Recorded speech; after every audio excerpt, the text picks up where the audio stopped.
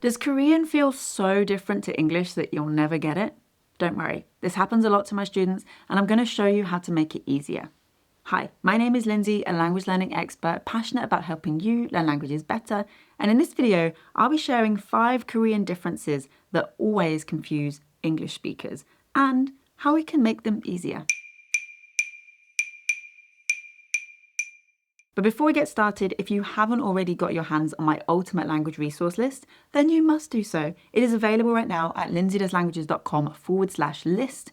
There's resources there for over 150 languages, including Korean, all organized by type, by level, super useful. I think you're gonna love it. First up then, particles. So these are those little words that get stuck on the end of nouns, and in English we just don't have this, so it feels a little bit fiddly at first. That means it's really easy to overthink them or default to the wrong one, but it doesn't have to be a sticking point. The first thing to know is that you can often be more or less understood without them. So as a complete beginner, don't let this be the thing that stops you from speaking. Don't get that first word out, get stuck on the particle, and then retreat and say nothing. No, keep moving forward, particles aside. Then what I recommend is as you start to learn more of the language, learn your particles in chunks. You only need to learn one phrase per particle and keep it almost as a bit of a mental post-it note to help you when you're trying to decide which one to choose in the moment. That way you're not having to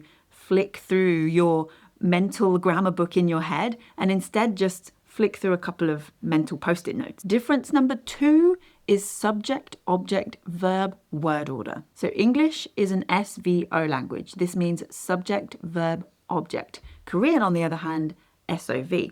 What does this mean? Well, let's take the phrase, I love you in English. I is the subject, love is the verb, you is the object. That example I just gave, I like coffee, it's really coffee, particle, like. It can sometimes take a little while for the brain to get comfy putting the verb at the end. But if you've studied a language previously where the verb goes at the end, maybe German for example, then you can think back to what you did when you were learning that language that was really helpful, and you can apply similar techniques here. But just remember, things might not be exactly the same in Korean. Something I find quite helpful here as a rough rule for relatively not overly complex sentences is to think about saying the subject, if needed, because it's not always needed in Korean, then mentally just lifting the verb up and then saying everything else I want to say in order and then adding the verb on the end. Because generally, the rest of the sentence will be in the same order as we would expect in English. So something like,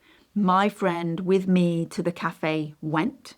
If we reverse that and we lift that verb and put it where we would expect to hear it in English, my friend went with me to the cafe, makes sense, right?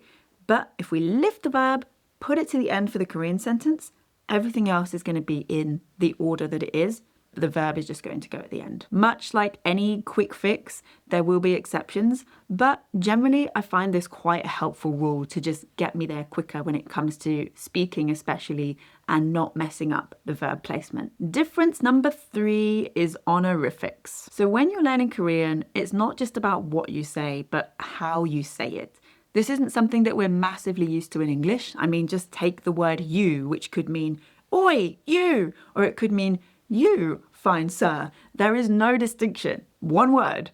But in Korean, we have to think about that a little bit more. When I first learned Korean, as well as particles, honorifics were one of the things that really held me back because I was overthinking it. So what I recommend is do not do what I did. Focus on that middle level of honorific, the one that ends in seyo, soyo, and you'll be set for most situations that you find yourself in. Know what to look for with the other two. So that's a nida ending for the higher level and no ending for the lower level. You can look out for them and you can listen for them from the very beginning, but you don't need to hold yourself back until you're perfect with every level of honorific for every single word that you learn, like I did. Don't do it. The exception to know at an everyday vocab level is 감사합니다, ends in the nida, but it means thank you. You really want to use this every day.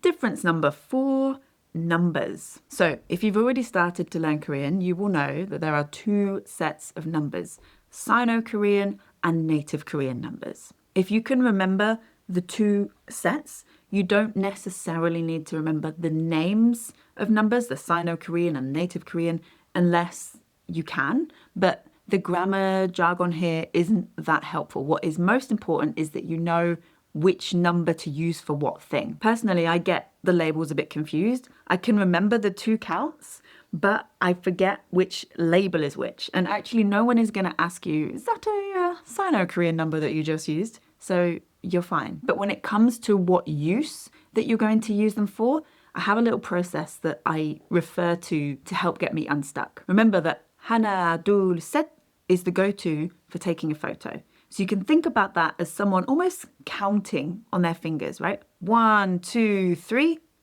They're counting. And so that counting is 하나, 둘, 셋, which, if you do want the reference and the label, is native Korean. So that counting set, 하나, 둘, 셋, is what we're going to use when ordering food, buying tickets, all of that stuff. And then the only other thing that you have to really remember for that set is that it's the set of numbers that is used for counting hours. So then everything else, Sino-Korean. 1, 2, 3. That means dates, money, phone numbers, addresses, measurements, numbers greater than 100, all of that stuff, Sino-Korean. So if we remember, photo, 하나, 둘, 셋, we're counting our fingers, and then we're counting things when we buy stuff, so we're using the same set.